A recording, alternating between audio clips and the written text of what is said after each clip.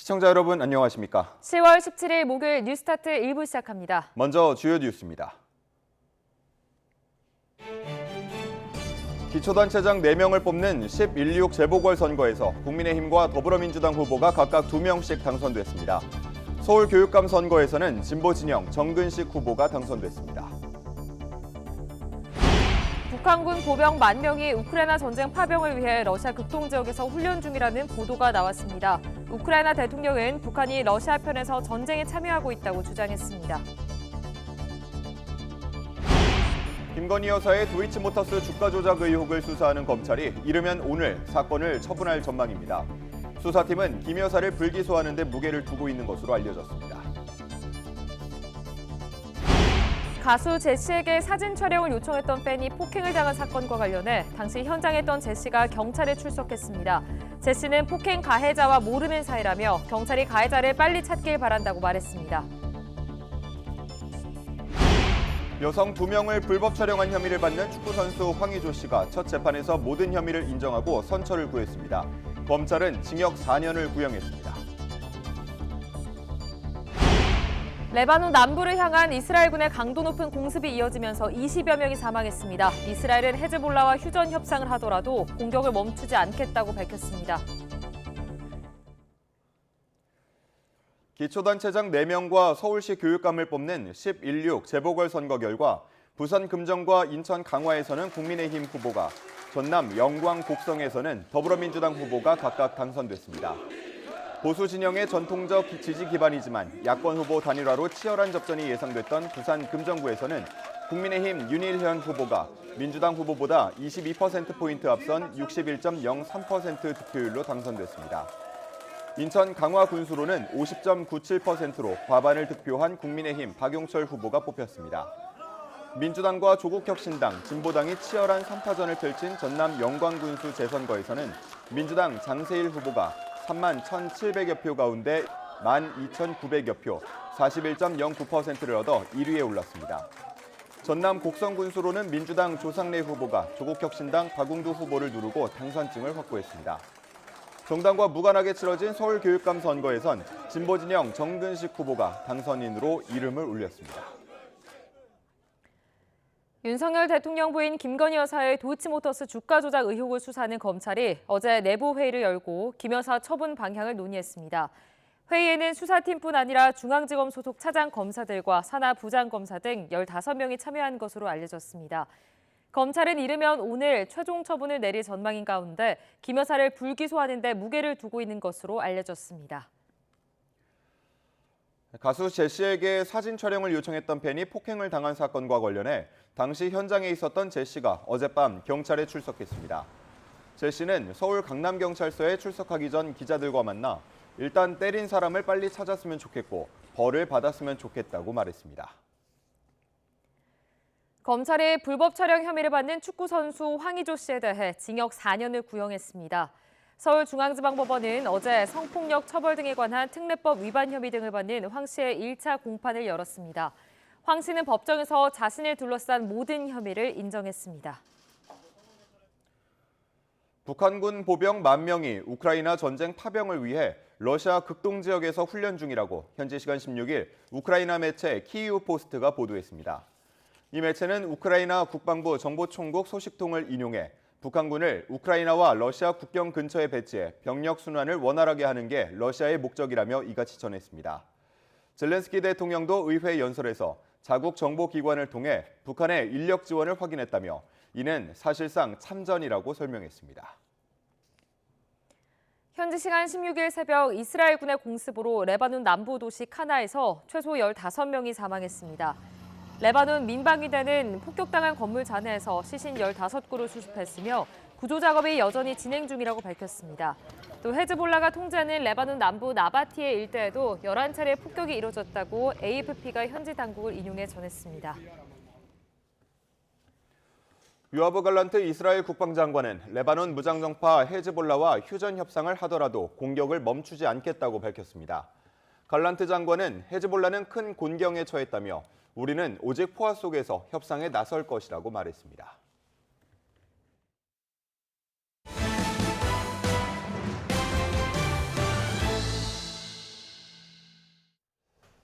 기초단체장 4명을 뽑는 10.16 재보궐선거에서 국민의힘과 더불어민주당 후보가 각각 2명씩 당선됐습니다. 국민의힘은 격전지로 떠올랐던 부산 금정을 지켜냈고 민주당은 전남 영광에서 야권 경쟁자들을 따돌렸습니다. 나혜인 기자입니다.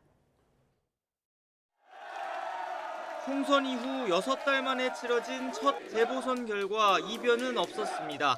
여야 모두 최대 승부처로 지목했던 부산 금정구청장 선거에선 국민의힘 윤일현 후보가 민주당 김경지 후보의 추격을 따돌리고 낙승했습니다. 야권이 막판 후보 단일화로 반전을 노렸지만 역대 8차례 지방선거에서 7차례나 이겼던 현 여권의 강세가 다시 한번 입증됐습니다. 남은 임기 1년 8개월 동안 금정 발전을 위해서 정말 혼신의 힘을 다 기울일 생각입니다.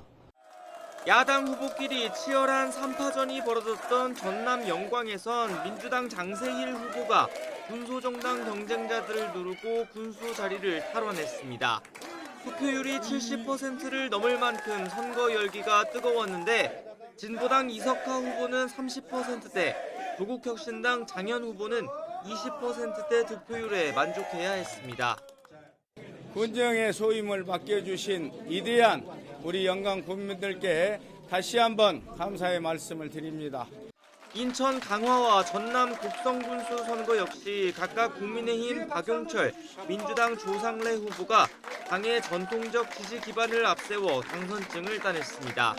집권 여당인 국민의힘과 제1야당 민주당 모두 여권발 각종 악재와 야권 내부 경쟁이란 변수에도 각자 강세 지역을 지켜내며 체면 치레를 한 모습입니다.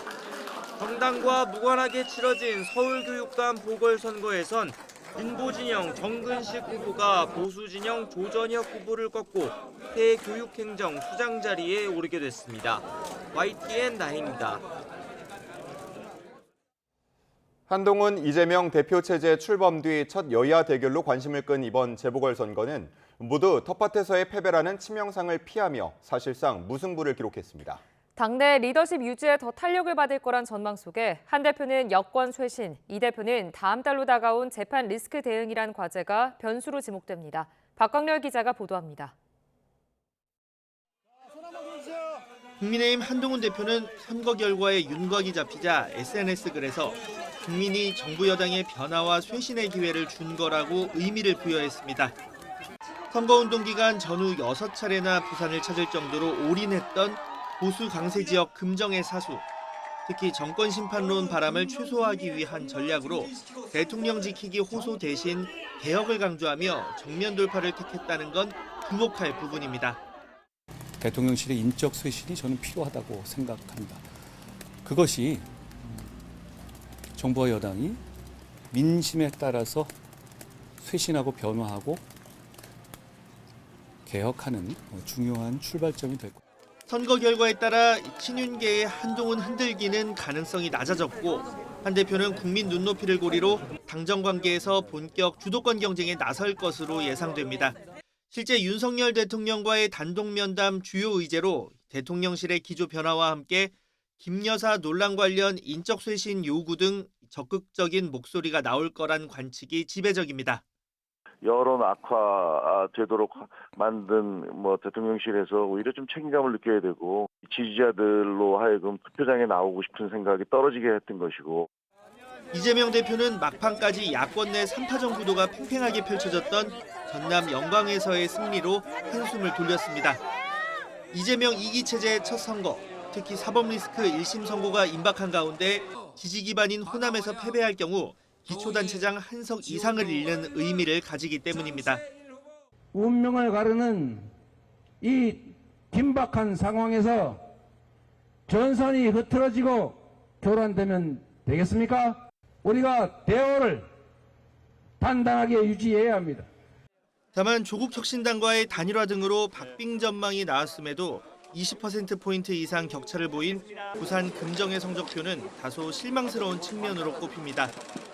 전임 구청장의 순직으로 인한 선거에 혈세 낭비를 거론한 김영배 발언 논란에 즉각 징계 절차로 대응했지만 진화에 실패했다는 해석도 제기됩니다.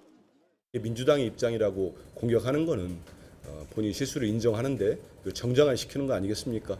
또다시 고인과 유가족, 부산 금정 구민들에게 상처를 줘서는 안 된다고 생각합니다. 여야 사령탑이 중간 시험대를 큰 잡음 없이 통과한 가운데 한동훈 대표는 당정 쇄신을 통한 지지율 회복, 이재명 대표는 이딴 사법 리스크 극복이란 과제 해결을 위한 젠걸음이 예고되고 있습니다. YTN 박광렬입니다. 전해드린 대로 서울시 교육감 보궐선거에서는 진보진영 단일 후보 정근식 후보가 당선돼 앞으로 1년 8개월여 동안 서울시 교육을 이끌게 됐습니다. 정 당선인은 치열한 역사의식과 문화예술적 감수성을 키우는 교육으로 서울의 미래를 밝히겠다고 강조했습니다. 백종규 기자의 보도입니다. 조희연 전 서울시 교육감의 교육감직 상실로 진행된 보궐선거에서 유권자들은 진보진영 정근식 후보의 손을 들어줬습니다. 진보와 보수, 양강 구도 속에 막판 완전 단일화로 진보진영이 결집하면서 일찌감치 승기를 잡았습니다. 이로써 지난 10년 동안 이어진 진보 교육은 생명력을 이어나가게 됐습니다. 이번 선거는 교육의 미래를 선택하는 중요한 순간이었습니다. 여러분의 선택이 서울 교육을 바꾸고 서울 교육을 한 단계 더 진전시키는 첫걸음이 될 것입니다. 유권자들은 초등 진단평가 부활과 학생 인권 조례 완전한 폐지 등 전면적 변화보다는 지금의 틀을 유지하면서 취약점을 보완, 개선해 나가는 방식에 힘을 실어준 겁니다. 정 당선인은 우선 서울시 교육감으로서 고등학교 무상교육 예산 원상복귀와 올바른 역사 교육에 집중하겠다고 강조했습니다. 왜곡된 역사를 가르쳐서는 안 된다라고 하는 말씀을 굉장히 많이 하셨습니다. 그래서 그런 왜곡된 역사 의식이 우리 초중고 교육 현장에 발붙이지 않도록 최선의 노력을 다할 것입니다. 아이들이 창의력과 협력 그리고 자율성을 펼칠 수 있는 환경을 만들겠다고도 약속했습니다. 정 당선인은 곧바로 임기를 시작해 오는 2026년 6월 말까지 1년 8개월여 기간 동안 서울 교육을 이끌어 나가지만 앞으로의 과제도 적지 않습니다. 투표율이 23.5%로 낮았던 점을 고민하지 않을 수 없고 혁신학교와 학생 인권 조례 등 조전 교육감의 핵심 정책을 계승해 나가는 과정에서 시의회와의 힘겨루기도 예상됩니다. 여기에 정부가 추진하는 교육정책과 엇박자를 낼 가능성도 있어 이 과정에서 생기는 갈등을 풀어나가는 것도 쉽지 않은 과제로 꼽힙니다. YTN 백종규입니다. 윤석열 대통령 부인 김건희 여사의 도이치모터스 주가 조작 연루 의혹을 수사해온 검찰이 어제 내부 회의를 열었습니다. 검찰은 어제 회의 결과를 바탕으로 내부 검토를 마무리한 뒤 이르면 오늘 사건을 처분할 것으로 보이는데요. 김태원 기자가 보도합니다. 도이치모터스 주가 조작 사건 마무리를 앞두고 검찰이 이른바 레드팀 회의를 소집해 막바지 검증을 진행했습니다. 레드팀은 의사결정과 관련해 의도적으로 반대 목소리를 내는 역할을 맡은 팀을 말하는데 수사팀이 사건 기요와 처분 방향에 대해 설명하면 레드팀 역할을 맡은 검사들이 논리에 허점이나 의문이 드는 점을 지적했습니다. 중앙지검 소속 차장검사들과 산하 부장검사 등 내부 인사 10여 명이 참여한 것으로 전해졌습니다. 주가 조작이 벌어진 이후에도 김 여사가 시세 조종 일당과 연락했다는 정황 등이 최근 언론에서 보도되고 있는 만큼 외부 시각에서 수사 내용을 다시 점검한 겁니다. 수사팀은 김 여사와 모친 최은순 씨가 주가 조작에 가담했다고 볼 증거가 부족하다고 보고 무혐의로 사건을 종결짓는 방향에 무게를 두는 것으로 전해졌습니다. 지난달 주가 조작 세력의 항소심 재판에서 전주 손모 씨가 방조 혐의로 유죄를 선고받은 것과는 상황이 다르다는 게 검찰 판단인데 이르면 오늘 사건을 처리할 전망입니다. 검찰은 수사 결과를 발표하는 자리에서도 증거와 법리에 따라서만 판단했다는 점을 강조하며 처분의 정당성을 설명할 것으로 보입니다. 다만 국민법감정과는 동떨어진 결론인 만큼 이어질 파장도 작지 않을 전망입니다. YTN 김태원입니다. 문재인 정부 당시 정부 출연 연구기관이 작성한 보고서에 대북 제재 우회 방법을 모색해야 한다는 표현이 적시된 것으로 확인됐습니다. 남북 관계가 순풍을 타고 있던 시기 과학기술 교류 협력을 위한 방안이라고 하지만 기존 국제사회 규약을 사실상 무력화시킬 수 있어 정부 산하 기관의 표현으로는 부적절하다는 지적이 나옵니다. 임성재 기자의 보도입니다. 문재인 정부 시기인 지난 2019년 말 한국과학기술정보연구원이 정부에 제출한 56쪽짜리 보고서입니다. 연구 세부 과제명은 한민족 과학기술정보통신 학술대회 개최 기만 구축으로 1년 동안 정부 돈 3천만 원이 투입됐습니다. 그런데 이 보고서에 대북제재 우회 방법을 모색해야 한다는 표현이 여러 차례 적시된 거로 확인됐습니다. 표현이 처음 서술된 건 교류협력 과제의 선정을 설명하는 단계였습니다.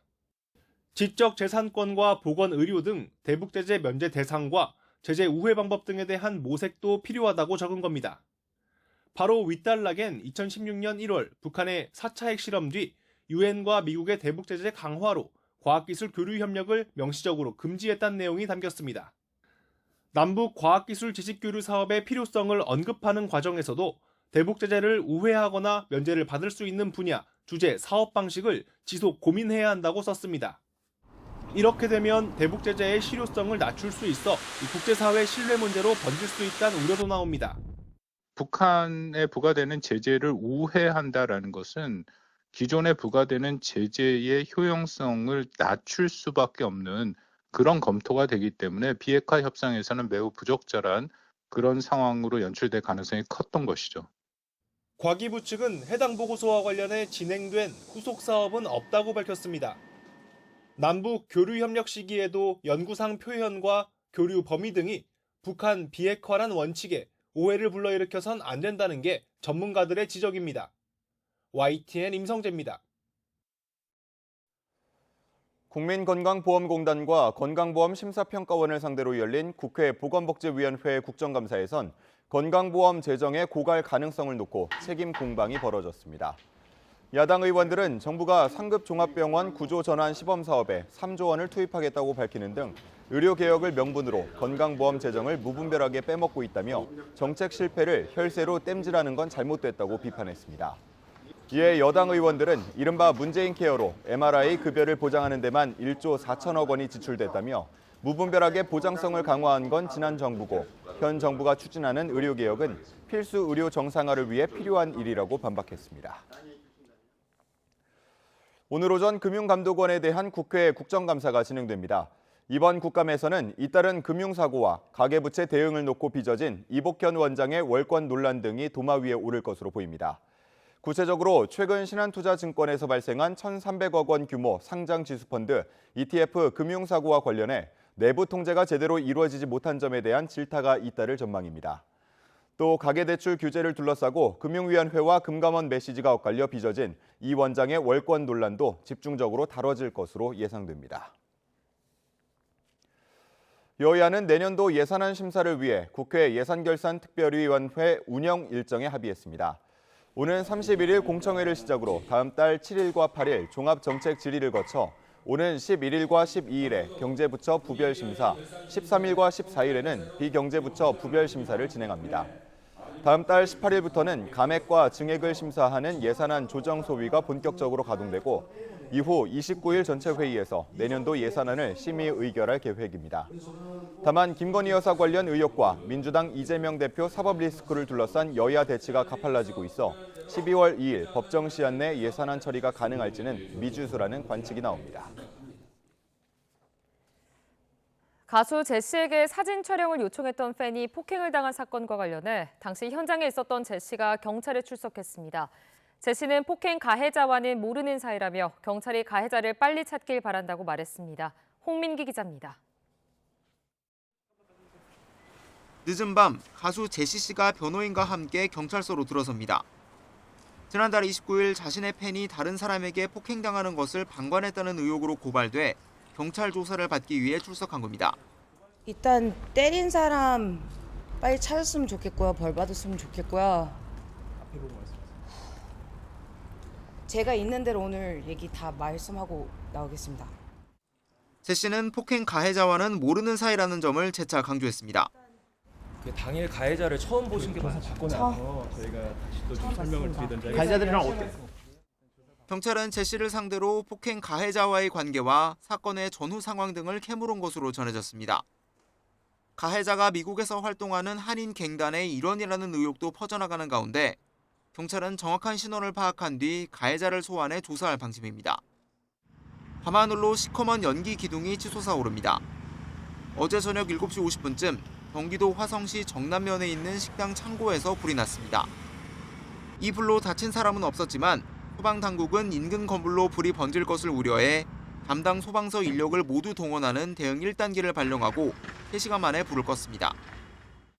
어제 저녁 6시 20분쯤엔 서울 동소문동에 있는 지하 1층 라이브 카페에서 불이 나 손님 등 17명이 대피했습니다. 소방당국은 가게 안 모니터에서 전기적 요인으로 불이 난 것으로 보고 정확한 원인을 조사하고 있습니다. YTN 홍민기입니다. 여성 2명을 불법으로 촬영한 혐의를 받는 축구선수 황의조 씨가 첫 재판에서 모든 범행 사실을 인정했습니다. 검찰은 징역 4년을 구형했는데 황 씨는 피해자들과 축구 팬들에게 실망을 끼쳐 사죄한다며 선처를 구했습니다. 권준수 기자입니다. 축구선수 황의조 씨가 불법 촬영 사건이 불거진 지 약 1년 만에 첫 재판을 받았습니다. 황 씨는 법원에 들어서면서 취재진 질문에 아무 답도 하지 않았습니다. 불법 성관계 촬영이나 영상통화 녹화 혐의 다 인정하시나요? 상대방 동의 받았다는 주장은 어떻게 소명하실 계획이십니까? 피해자에게 하실 말씀 없는지. 그러나 법정에서 황 씨는 성관계 영상과 신체를 노출한 영상통화 녹화 등 모든 혐의를 인정했습니다. 검찰은 피해자들의 상처와 수치심이 극심했을 것이라며 황 씨에 대해 징역 4년을 구형했습니다. 진심으로 마음에서 우러나오는 반성을 하는 건지도 의문이라고 꼬집으며 피해자 한 명은 여전히 합의하지 않았다면서 재판부에 엄벌을 요청했습니다. 황 씨는 최후 진술에서 피해자뿐만 아니라 자신을 아끼고 응원한 축구 팬들에게도 실망을 끼친 점을 사죄한다며 울먹였습니다.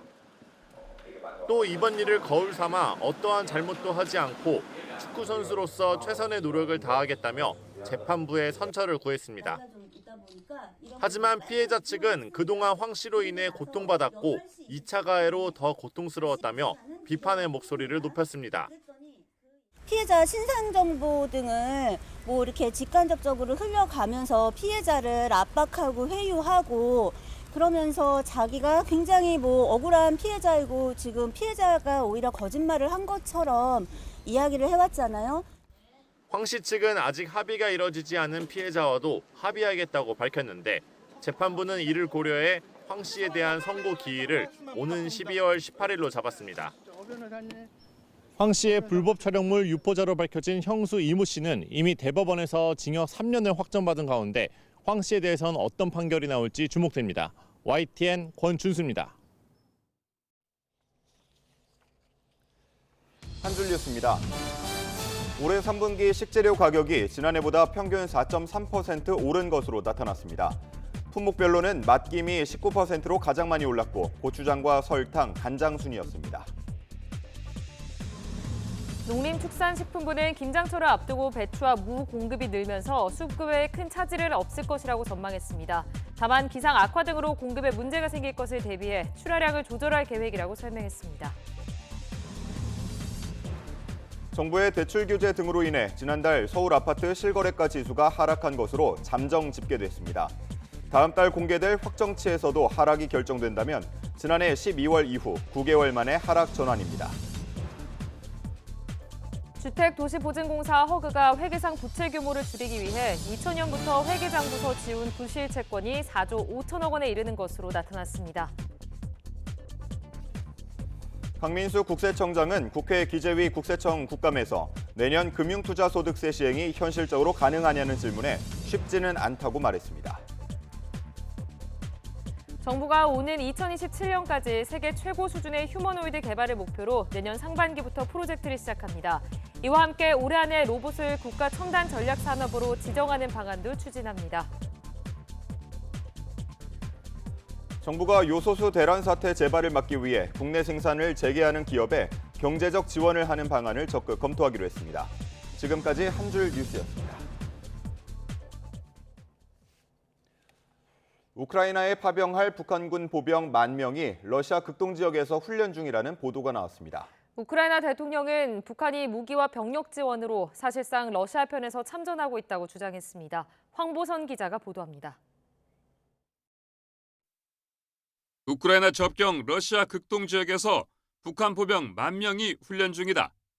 현지 시간 16일 우크라이나 영자지 기사 제목입니다. 이 매체는 자국 정보총국 소식통을 인용해 북한군을 러시아와 우크라이나 사이 국경 근처에 배치해 러시아 병력을 순환하거나 보충하는 게 목적이라고 설명했습니다. 전날 보도에서는 북한군 3,000명이 러시아 제11 공수돌격여단 내 특별대대 편성 중이다. 북한이 무기뿐 아니라 대규모 병력 지원에 나섰다고 전했습니다. 볼로디미르 젤렌스키 우크라이나 대통령은 의회 연설에서 북한 병력이 투입됐다는 사실을 자국 정보기관을 통해서 확인했다고 말했습니다. 전쟁에서 숨진 러시아인을 북한 인력이 대신하는 상황이라며 이는 북한이 러시아 편에서 사실상 전쟁에 참여하는 것이라고 주장했습니다. Це робітники для російських заводів замість убитих на війні громадян Росії і особовий склад для російської армії. 북대서양 조약기구 나토는 이런 우크라이나 측 주장에 현 단계에서는 관련 보도를 확인할 수 없으나 심히 우려스럽다는 점은 분명하다고 밝혔습니다. 미국 기조에 맞춰서 사실 여부 확인 등 관련 언급을 삼간 채 신중함을 유지하는 모습입니다. 미 국무부는 러시아와 북한의 관계가 갈수록 밀착되고 있는 데 대해서 지속해서 우려하고 있다는 입장만 냈습니다. YTN 황보선입니다. 한미일 3국은 최근 북한의 남한 무인기 침투 주장과 경의선과 동해선 도로 폭파 등과 관련해 강력 규탄하고 단호한 대응의 뜻을 모았습니다. 한미일 3국 외교차관은 서울에서 열린 정례협의회에서 북한이 계속되는 위협을 통해 의도적인 긴장 조성 행위를 하고 있다며 강력하게 규탄했습니다. 또 한미연합 방위태세를 통해 북한의 어떠한 도발에도 단호히 대응하고 한미일 3국의 안보 협력도 더욱 강화할 것이라고 밝혔습니다. 한미일 외교차관은 북한의 우크라이나 전쟁 파병 보도에 대해서는 아직 사실 여부를 확인하기 어렵다면서도 갈수록 긴밀해지는 북한과 러시아의 군사협력이 우크라이나 전쟁에 영향을 미치고 있다며 불법적인 협력의 즉각적인 중단을 촉구했습니다. 북한이 경의선과 동해선 도로까지 폭파하면서 접경 지역 주민들은 불안감을 감추지 못하고 있습니다. 평소에도 대남 방송으로 힘들었는데 남북 간 긴장이 고조되면서 생업까지 영향을 받고 있다고 호소했는데요. YTN이 직접 만난 접경 지역 주민들의 목소리 직접 들어보시죠.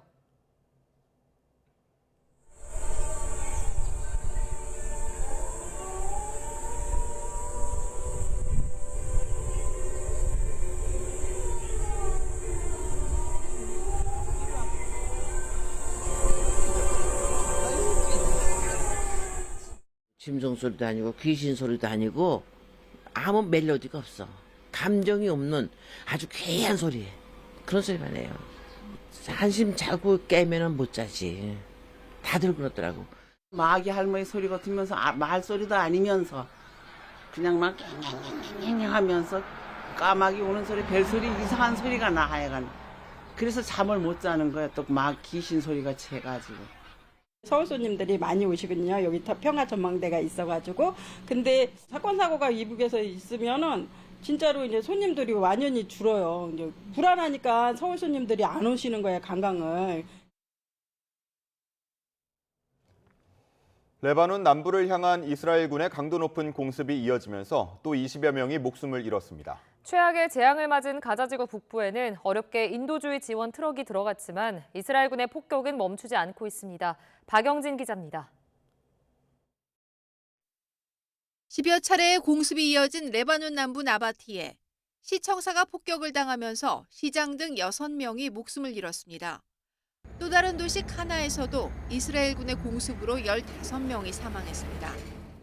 دمار مخيف جدا لحد هلا في ناس مفقودة بعد بعض الأفراد. 아랍연맹은 민간인을 겨냥한 무차별적인 공격이라며 일제히 비난했습니다.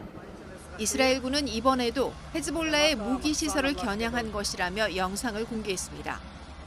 잠시 멈췄던 베이루트를 향한 공습도 재개된 가운데 이스라엘 국방장관은 휴전 협상을 하더라도 공격을 멈추지는 않겠다고 밝혔습니다. חזרת התושבים בתנאים מסוימים, משא ומתן אנחנו ננהל תחת אש. זה אמרתי ביום הראשון, אמרתי את זה בעזה, אמרתי כאן, זה הכלי שלנו. 미국이 이스라엘의 무기 지원 중단이라는 카드까지 꺼내 압박하고 나선 가운데 가자 지구엔 오랜만에 지원품을 실은 트럭이 이스라엘의 검문을 통과해 들어갔습니다. The problem is with the logistics to make sure it goes to the people who need it and not to the hands of the Hamas. 가자 지구의 인도주의적 재앙은 자신들이 아닌 무장 세력 하마스의 탓이라는 이스라엘. 민간인에 대한 잔혹 행위를 멈추라는 국제사회의 비판에 아랑곳하지 않고 하마스를 뿌리 뽑겠다며 가자 북부 난민촌을 향한 폭격을 일주일 넘게 이어가고 있습니다. YTN 박영진입니다. 이스라엘이 이란을 공격하더라도 주요 핵시설을 노리진 않을 것이란 전망이 이란 측에서 나왔습니다. 베루즈 카말반디 이란 원자력위원회 대변인은 현지 시간 16일 이란 매체 누르뉴스와의 인터뷰에서 이스라엘이 이란의 핵시설을 공격할 가능성은 매우 희박하다면서 공격이 발생하더라도 심각한 피해를 입힐 가능성은 매우 낮다고 밝혔습니다. 또 어느 정도 피해가 생겨도 이란은 이를 신속하게 복구할 수 있다고 말했습니다.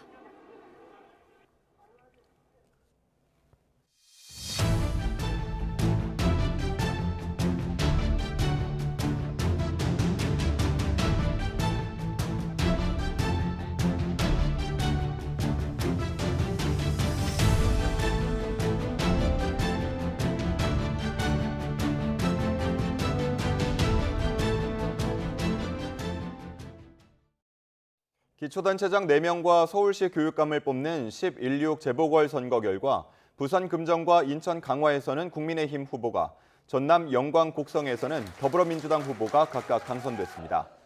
보수 진영의 전통적 지지 기반이지만 야권 후보 단일화로 치열한 접전이 예상됐던 부산 금정구에서는 국민의힘 윤일현 후보가 민주당 후보보다 22%포인트 앞선 61.03% 득표율로 당선됐습니다.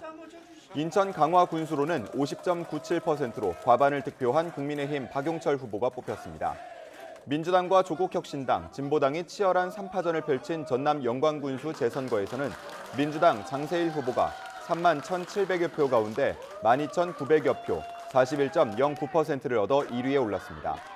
전남 곡성 군수로는 민주당 조상래 후보가 조국혁신당 박웅주 후보를 누르고 당선증을 확보했습니다. 최대 격전지로 꼽혔던 부산 금정구청장 보궐선거에서는 접전일 거란 예상과는 달리 국민의힘 윤일현 후보가 더불어민주당 김경재 후보를 여유 있게 따돌리고 당선됐습니다. 당선 소감 직접 들어보겠습니다. 이번 선거는 정권 심판이 아니라 앞으로 금정구 미래를 결정짓는 금정구의 발전을 이끌어갈 수 있는 구청장 후보를 선택하고자 하는 우리 금정구민들의 열망이 아니었나 생각을 합니다. 저는 금정구청장이 된다면 남은 임기 1년 8개월 동안 금정 발전을 위해서 정말 혼신의 힘을 다 기울일 생각입니다. 전 군수의 6.5로 치러진 강화 군수 보궐선거에서는 국민의힘 박용철 후보가 당선을 확정지었습니다. 이어서 당선 소감 들어보겠습니다. 지금까지 저를 이렇게 끝까지 믿고 지켜주신 우리 강화 국민 여러분들께 진심으로 다시 한번 감사의 인사를 드리겠습니다. 그 믿음만큼 저는 항상 유권자님들한테도 말씀드렸습니다. 제가 저한테 주신 소중한 사랑은 정말 가슴속에 잘 간직하겠습니다. 그러나 간직만은 하지 않겠습니다. 그걸 일하는 모습으로, 일하는 것은 꼭 성과로 강화 발전시키는데 제가 열심히 하겠다는 약속 강화 국민께 드리겠습니다. 네, 감사합니다. 네, 전남 영광군수 재선거에서는 더불어민주당 장세일 후보가 당선됐습니다. 소감 직접 들어보시죠.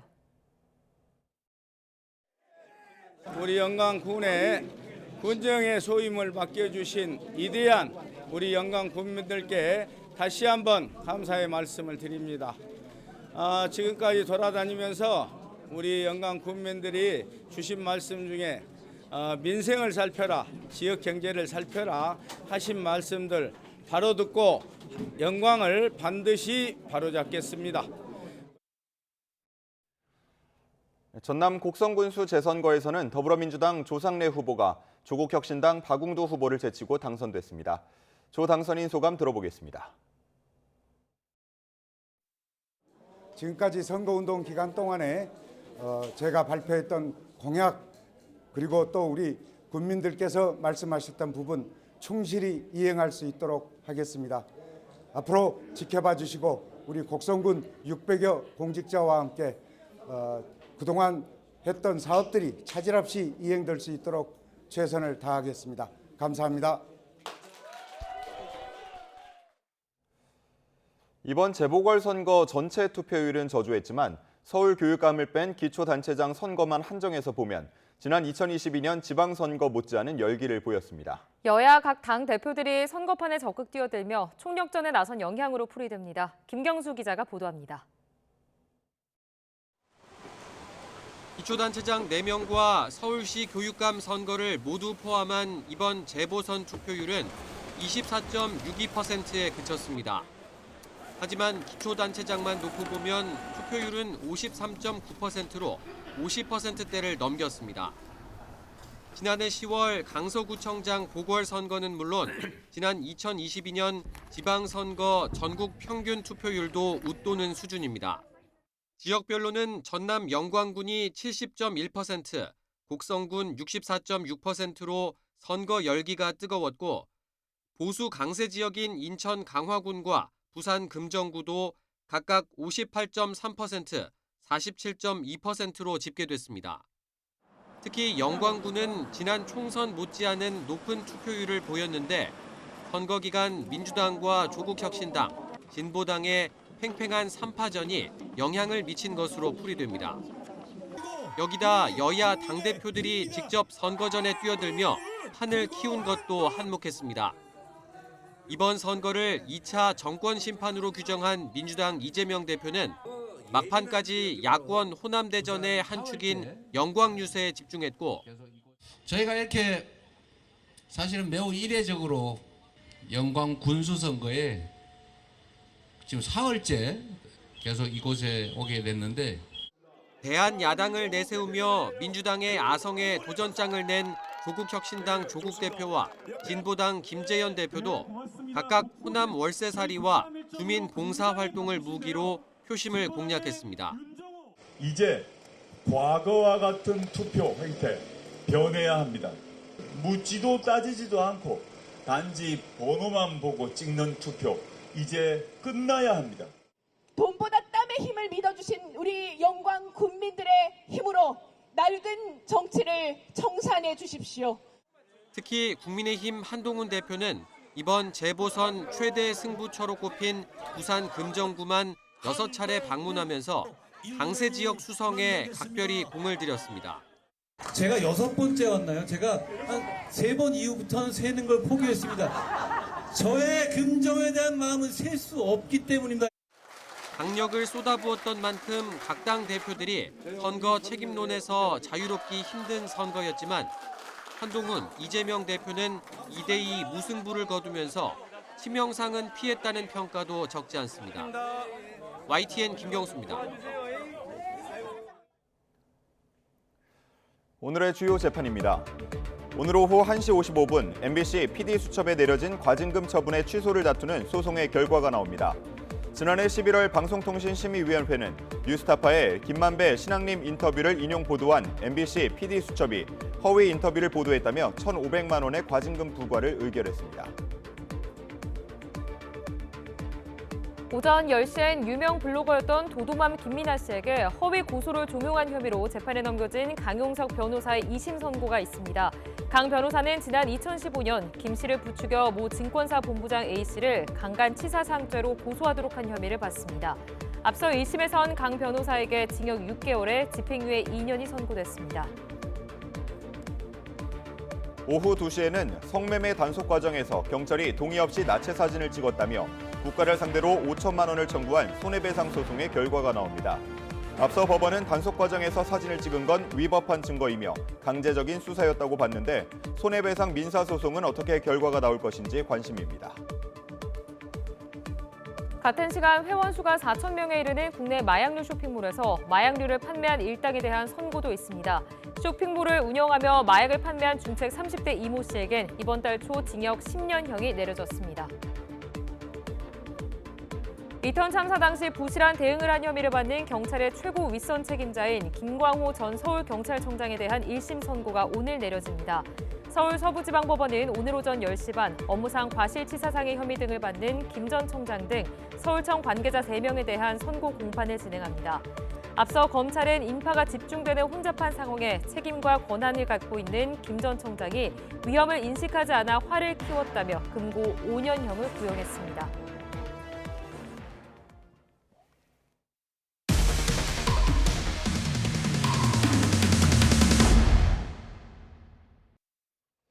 남포군행과 법규 위반 등 일부 오토바이 운전자들의 끊이지 않는 문제를 근절하기 위해 추진된 오토바이 번호판 개선 작업의 윤곽이 드러났습니다. 해결책으로 거론됐던 전면 번호판은 일단 포기하고 대신 후면 번호판의 식별력을 키우는 것으로 가닥을 잡았습니다. 김기봉 기자가 단독 취재했습니다. 차 사이나 갓길을 이리저리 내달리고 신호를 무시한 채 보행자들을 위협하는 오토바이들. 자기네들은 지나갈 수 있어서 휙 지나가는데 우리는 엄청 놀래거든요. 신호도 안 지키고 다니는 그런 오토바이도 많고 특히 젊은 애들, 택배 기사들 보니 뭐. 오토바이가 유발하는 교통 문제는 날로 늘고 있습니다. 국토부가 2018년 이후 4년간 실태를 조사한 결과 이륜차 등록 대수는 연평균 0.1%씩 줄었지만 교통사고 건수는 연평균 1.3%, 사상자 수 2.8%, 법규 위반 건수는 무려 9.2%씩 늘었습니다. 오토바이 불법 운행의 효과적인 단속과 예방을 위해 정부 차원의 오랜 검토가 일단락됐습니다. 가장 관심을 모았던 건 자동차 같은 단속을 위해 검토된 전면 번호판. 하지만 오토바이 전면 번호판 부착 방안은 시행이 어렵게 된 모습입니다. 안전성과 실효성 등 몇 가지 녹록치 않은 문제가 제기됐기 때문입니다. 전면에 번호판 거치대 부착이 쉽지 않은 데다 사고 시 번호판이 치명적인 흉기가 될 수 있다는 우려가 컸습니다. 무엇보다 번호판을 단다 해도 현재 교통단속 카메라로는 인식이 안 된다는 게 결정적인 문제입니다. 따라서 번호판이 아닌 상징적 의미의 전면 스티커 부착으로 대체하고 대신 후면 번호판의 식별력을 높이기로 했습니다. 몇 가지 후보를 놓고 검토한 결과 현재 115mm인 번호판 높이를 150으로 늘리고 전국 단위 번호 체계로 단순화하며 글자 크기를 굵고 크게 키우기로 했습니다. 문제는 후면 촬영이 가능한 후방 단속 카메라가 태부족하다는 것입니다. 네, 오토바이 사고가 많이 발생하는 골목길이나 건널목 이런 곳에 후면 단속 카메라를 집중적으로 빠른 시간 내에 설치해야 이 정책이 효과를 발휘할 수 있다고 생각됩니다. 국토부는 이달 안에 후면 번호판 개선 개정안을 입법 예고하고 내년 2월에 공포, 내후년 3월부터 시행한다는 계획인데 오토바이 교통 문화가 얼마나 개선될지는 지켜볼 일입니다. YTN 김기봉입니다. 우리나라 노인 가구 3집 가운데 한 곳은 혼자 사는 독거노인 가구로 나타났습니다. 자세한 내용은 화면으로 함께 보시죠. 정부가 발표한 2023년 노인 실태 조사 결과를 보면 전체의 32.8%가 홀로 생활하는 노인 가구로 3년 전보다 13%포인트 급증했습니다. 반면 자녀와 함께 사는 노인 가구는 9.8%포인트 급감한 10.3%로 역대 최저를 기록했습니다. 동시에 경제활동을 하는 노인 비중은 2008년 조사 시작 이래 가장 높은 39%를 기록했습니다. 재산 상속과 관련해서는 물려주지 않고 자신과 배우자를 위해 쓰겠다는 응답이 6.8%포인트 늘어나 24.2%를 기록했고 장남에게 전부 주거나 많이 주겠다는 응답은 6.5%로 처음으로 한 자릿수 응답이 나왔습니다. 2008년부터 3년 주기로 실시된 노인 실태 조사는 한국보건사회연구원과 한국갤럽이 지난해 9월부터 11월까지 노인 만 78명을 설문해 발표했습니다. 자동차 가속 페달과 정지 페달을 헷갈려내는 페달 오조작 사고가 끊이지 않고 있습니다. 운전자들은 급발진을 주장하고 있지만 오조작으로 결론 나는 경우가 대부분인데 이런 사고의 40%는 고령자가 내는 것으로 나타났습니다. 이형원 기자입니다. 갑자기 속도를 내며 중앙선을 넘어가 마주오던 차량을 들이받아 버립니다. 차를 빼는가 싶더니 지하 주차장으로 돌진하고 주차하려다 속도를 내 앞차를 그대로 밀어버립니다. 모두 가속 페달을 정지 페달로 착각해낸 사고로 주차나 출차 중 빈도가 높았습니다. 특히 위 사례들의 운전자는 모두 70대였는데 실제로 이런 페달 오조작 사고에서 고령자 비중은 압도적입니다. 페달 오조작 사고는 2019년부터 올해 6월까지 1년 평균 2,000건 정도인데 61살 이상 비중이 40%에 달합니다. 70살 이상은 운전면허 소지자의 6%에도 못 미쳤지만 사고 비중은 14%가 훌쩍 넘습니다. 고령자일수록 고령자에 따라서 그런 반응이 조금 느린 부분 때문에 운전 경쟁이 상당히 높더라도 대처가 조금 느린 부분들이 있기 때문에 사상자 14명을 낸 시청역 사고나 행인 2명을 숨지게 한 부산 해운대 사고처럼 자칫 큰 인명피해로 이어질 수 있는 만큼 대책 마련이 시급합니다. 이에 연구소는 페달 오조작을 감지하고 차단하는 장치를 설치하면 관련 사고를 60% 넘게 줄일 수 있다며 보급 필요성을 강조했습니다. 현재 우리나라에서 이런 장치가 장착돼 나오는 차종은 하나뿐이지만 일본은 신형 차량의 90%에 달합니다. YTN 이영훈입니다. 10월 17일 목요일 미리 보는 오늘입니다.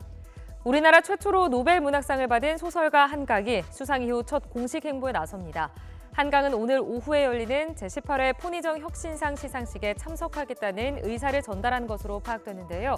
한강 작가는 노벨 문학상 수상 뒤 기자회견을 고사하며 두문불출해온 만큼 사실상의 노벨상 소감 발표 자리가 될 것으로 예상됩니다. 한강의 소설 원작 영화들이 상영관에서 재개봉합니다. CGV는 한강의 노벨 문학상 수상을 기념해 영화 채식주의자와 흉터 2편을 오늘부터 특별 상영한다고 밝혔습니다. 그룹 BTS의 멤버 제이홉이 오늘 오전 강원도 원주 육군 제36보병사단 신병교육대대에서 18개월에 걸친 군복무를 마치고 전역합니다. 현장에서는 앞서 제대한 맏형 진이 팬들을 대신해 제이홉을 맞이할 전망입니다.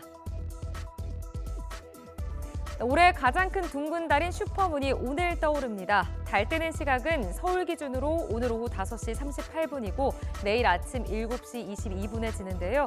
밤 8시 26분에 달이 가장 크고 밝게 보일 것으로 예상됩니다. 지금까지 미리 보는 오늘이었습니다. 11개월 된 조카를 아파트 24층 창밖으로 던져 숨지게 한 혐의로 1심에서 징역 15년을 선고받은 40대에 대해 검찰이 항소를 제기했습니다. 대구지방검찰청 서부지청은 살인 혐의로 기소된 42살 A씨에 대해 더 무거운 처벌이 필요하다고 판단해 항소했다고 밝혔습니다. 검찰은 A씨가 사전에 흉기를 준비하는 등 계획적으로 저항 능력이 없는 피해자를 살해했고 유족들이 극심한 충격을 받은 점을 고려했다고 설명했습니다. A씨는 지난 5월 어버이날을 맞아 어머니와 함께 남동생 집에 갔다가 11개월 된 조카를 창문 밖으로 던져 살해한 혐의로 구속 기소됐습니다. 수억 원어치 압수물을 빼돌린 혐의로 현직 경찰관이 긴급 체포됐습니다. 앞서 압수한 현금을 빼돌려 개인 빚을 갚은 혐의로 경찰관이 파면되는 일도 있었는데요. 경찰의 기강해임 문제가 도마 위에 올랐습니다. 정현우 기자의 보도입니다. 서울 강남경찰서에서 수사 중 확보한 압수물을 확인하다 액수가 맞지 않는 수상한 정황을 포착했습니다. 추적에 나선 경찰은 수사과 소속 A 경장을 사무실에서 긴급 체포했습니다. 압수물 관리 업무 담당자인 A 경장은 도박판에서 압수해 경찰서에 보관하던 현금 등을 수차례에 걸쳐 빼돌린 것으로 조사됐습니다. 경찰은 그렇게 챙긴 액수가 3억 원에 달하는 것으로 보고 있습니다. 그런데 경찰의 압수물 횡령 사건은 이뿐만이 아닙니다. 앞서 올해 5월에는 완도경찰서 소속 비경위가 도박 사건에서 압수한 현금 수천만 원을 빼돌린 혐의로 파면됐습니다. 비경위는 지난 2022년 10월부터 1년 가까이 압수물 창고에서 현금 3,400만 원을 빼간 것으로 조사됐는데 훔친 돈으로 개인 빚을 갚은 것으로 확인됐습니다. 올해 1월부터 9월까지 경찰관 징계 건수 349건 가운데 가장 높은 수준의 징계인 파면이 25건으로 이미 최고치에 달한 상황입니다. 이런 점을 의식한 듯 조지호 경찰청장도 취임사에서 조직비위 근절을 강조한 가운데 공직자는 국민의 모범이 되어야 하고 관리자는 구성원의 모범이 되어야 합니다. 행동과 실천으로 국민의 기대에 한 발 더 다가섭시다. 현장의 기강회의 논란이 그칠지 주목됩니다. YTN 정현우입니다. 대구경찰청은 정부가 지원하는 쌀 유통사업 자금을 빌려주면 높은 이자를 주겠다고 속여 지인 4명에게 10억 원을 가로챈 혐의로 40대 A씨를 구속했습니다. A씨는 고급 수입차를 타고 재력을 과시하며 피해자들에게 우선 적은 금액을 빌린 뒤 원금과 이자 10%를 다음 날 바로 갚는 방식으로 피해자들의 믿음을 얻은 뒤 범행을 저지른 것으로 드러났습니다. 이렇게 빌린 돈 대부분은 다른 빚을 돌려막거나 생활비로 쓴 것으로 확인됐습니다. 경기 동남권 권역 응급의료센터인 분당 차병원이 응급 환자를 수용하지 않았다는 논란이 일자 정부가 사실관계 파악에 나섰습니다. 보건복지부는 어제 응급실 환자 미수용 논란과 관련해 사실관계 확인을 위해 분당 차병원에 조사관을 파견했다고 밝혔습니다. 다만 정식 조사 단계가 아니라 사실관계 확인 절차를 진행한 뒤 의료진과 의료기관의 과실이 예상될 때 별도의 조사단을 꾸려 본격 조사를 진행한다는 방침입니다. 한강 작가의 노벨 문학상 수상을 계기로 우리 문학작품의 해외 번역과 진출을 위해 다양한 지원 사업이 추진됩니다. 문화체육관광부와 한국문학번역원, 한국문화예술위원회 등은 회의를 열어 내년도 우리 작품의 해외 번역에 31억 원, 한국문학 홍보와 소개 등에 45억 원 등을 투입하기로 했습니다. 특히 우리 문학을 연구하고 조명하는 해외 연구자와 비평가, 문학잡지 지원 등에도 새롭게 예산을 배정하기로 했습니다. 문체부는 또 우리 문학 작품을 출판하려는 해외 출판사가 늘어날 것으로 보고 국내 출판사의 해외 도서전 참가, 저작권 거래 상담 등도 함께 지원하기로 했습니다. 오늘 아침도 짙은 안개 때문에 시야가 답답합니다. 현재 내륙을 중심으로 가시거리가 200m 안팎까지 떨어져 있고요. 청주와 광주공항에는 저시정 경보도 내려져 있습니다. 항공기 이용하시는 분들은 운항 정보를 잘 확인해 주시고요. 출근길 안전운전하시기 바랍니다. 오늘까지는 일교차 큰 가을 날씨가 이어지겠습니다. 현재 서울 기온은 13.9도로 쌀쌀하지만 한낮에는 26도까지 올라 다소 덥게도 느껴지겠습니다. 하지만 내일과 모레는 전국에 비가 내리며 날씨가 급격히 쌀쌀해질 전망입니다. 오늘 중부지방은 맑고 남부지방은 구름이 많이 끼겠습니다. 제주도는 흐린 가운데 밤부터 비가 내리겠습니다. 또 동해안을 중심으로는 너울성 파도가 높게 일어 해안가 안전사고에 각별히 유의하셔야겠습니다. 오늘 아침은 어제보다 조금 낮은 기온으로 출발하고 있습니다. 현재 서울 기온은 13.9도, 대전 15.6도를 보이고 있습니다. 한낮에는 서쪽 지방을 중심으로 25도 이상 오르겠습니다. 오늘 낮 기온은 서울 26도, 광주 25도, 대구 24도까지 올라 예년 기온을 2에서 6도가량 크게 웃돌겠습니다. 날씨였습니다. 이상으로 뉴스타트 1부 마칩니다. 잠시 후 2부가 이어집니다. 시청해주신 여러분 고맙습니다.